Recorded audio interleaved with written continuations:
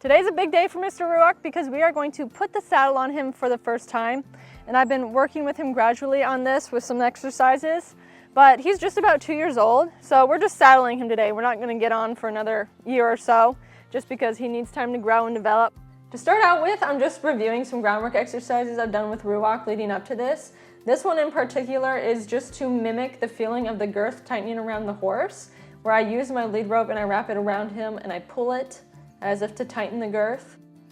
And I'm also just reviewing the lead rope on his side. So before you do this exercise, you want to make sure your horse is good with the lead rope going over them. And so when I do this, I'm going to tilt his head towards me, just so if he were to jump forward or buck or freak out, the way he's going to have to move like this is by swinging his hind end away from me first. And so it's just a little safer for the human when the horse's head is tilted towards them when you're working with anything really new. And so I reviewed this a few times on both sides of him, and he did really well with this. I kind of treat horse training as an experiment. Every horse is different, and I'm always constantly looking for ways to better my training or have a better result. And so all of this is kind of experiment, and I'm gearing it towards Ruach and towards Ruach's personality. Ruach's personality is very relaxed and curious and calm, and so I'm keeping those things in mind while I'm working with him. This is his first time seeing the saddle, and he initially was a little looky, so I just let him look at it here.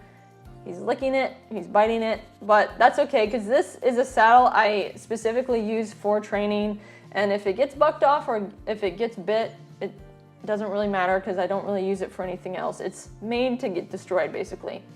And so this is going to be the first time he's ever had a saddle on his back, and I just place it there for a few seconds.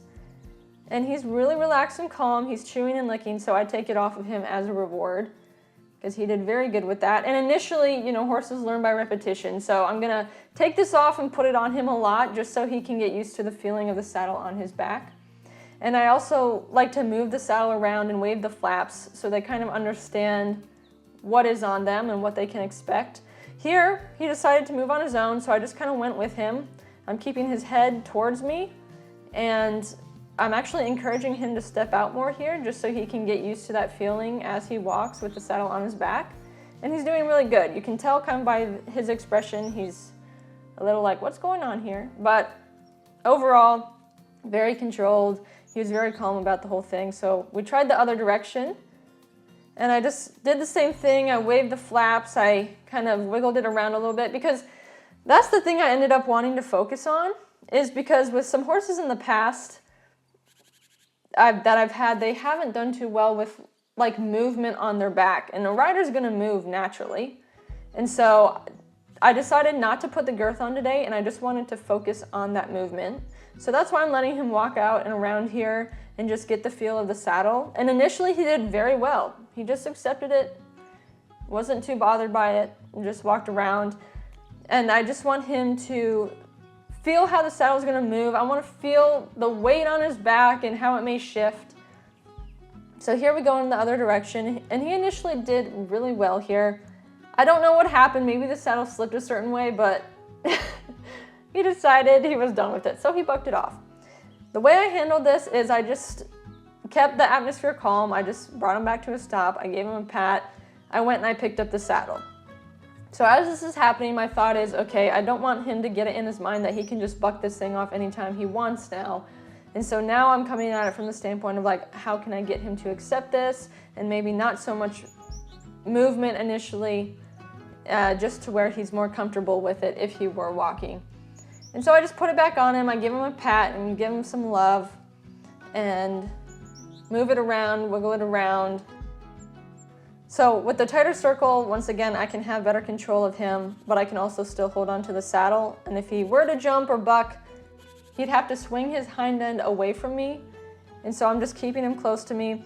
Just by his movements and his expression here, I can tell he's a little bit unsure compared to how he was before. And usually that's how it is with horses. Usually in the beginning, they're naive and they're like, okay. And then after a few minutes, they kind of realize what's happening, and that's when they buck or do something like that. But the way he was locking his front end, and he didn't really want to move his front end, just his back end, that was kind of the indication. And he was also kind of bracing in his neck. Here, I'm just letting him stand and relax and you can see that he's chewing. I do a lot of this in my training, and the reason for that is I just want my horses to think through what is happening, and I just want them to see that this is a relaxing environment. This isn't something we're gonna get worked up about. Like, even if we are having to troubleshoot, I do want to be able to bring them back down to a standstill where they can just relax and not be worried. So that's what we're working on here. I wanted him to stand still, but then he started walking and crow hopping in it. That was actually really cute. But I was super proud of him here because although he did start crow hopping and trying to buck the saddle off again and he was really unsure, I was able to bring him back down to a standstill. And so I was very pleased with him there. I was very pleased that he was still focused in and in tune with me, and he was trying to listen. And I really contribute that to the groundwork prep we've done in advance. Ruach is a very just naturally pushy horse that likes to be in your space, and so I've been very disciplined and consistent and purposeful with our groundwork, and so I just felt like it went a long way here. And so if you're interested in groundwork, I do have an online course all about groundwork, walks you through quite a few different exercises and how you can use them, and also with what behaviors you would use them with. That online course is the How to Gain and Maintain Your Horse's Respect Through Groundwork course. So you can check that out at the link in the description or go to shop.equinehelper.com. Here we're just taking a break since Ruach's a baby. You know, he has a short attention span, and walking is a good way to let their mind go and just have a good break and a good reward. So going back, I kind of have more of a plan now at how I want to come about this.